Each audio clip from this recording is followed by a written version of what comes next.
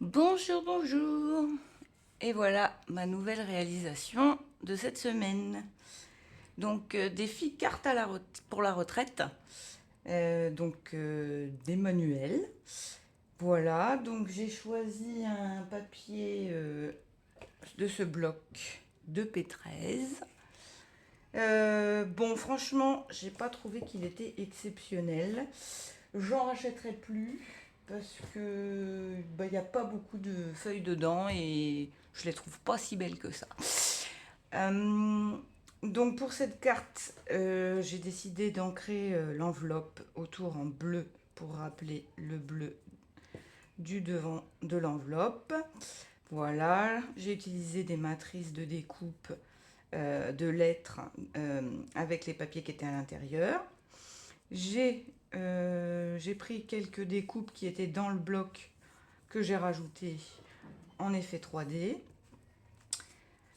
Derrière, du coup, pareil, pour bien fermer, parce que ça commence à être lourd, j'ai rajouté des petits livres et il y avait une tache, j'ai rajouté un petit crayon pour rester dans le thème. Je précise que c'est une institutrice, donc tout ce qui est livres, crayons, ça allait bien avec l'institutrice. Voilà.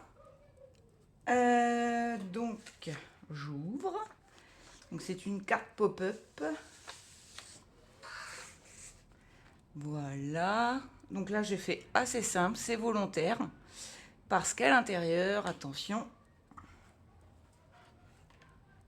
Voilà.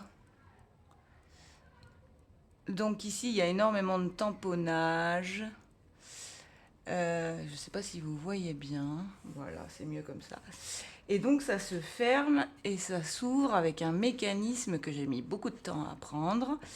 C'est un tuto de Muriel Scrap que j'ai particulièrement aimé. Bon, c'était pas aussi simple que la vidéo, j'ai dû m'y prendre en 100 fois, mais j'y suis quand même arrivée.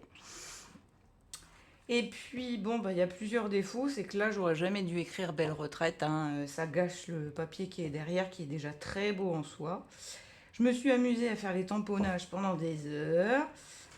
Et l'arrière, j'ai simplement mis un tampon avec écrit « Je vous souhaite des rêves à n'en plus finir et l'envie furieuse d'en réaliser quelques-uns ». Voilà, voilà. J'espère que ça vous plaît. Tuto du Muriel Scrap, reproduction. Et à bientôt.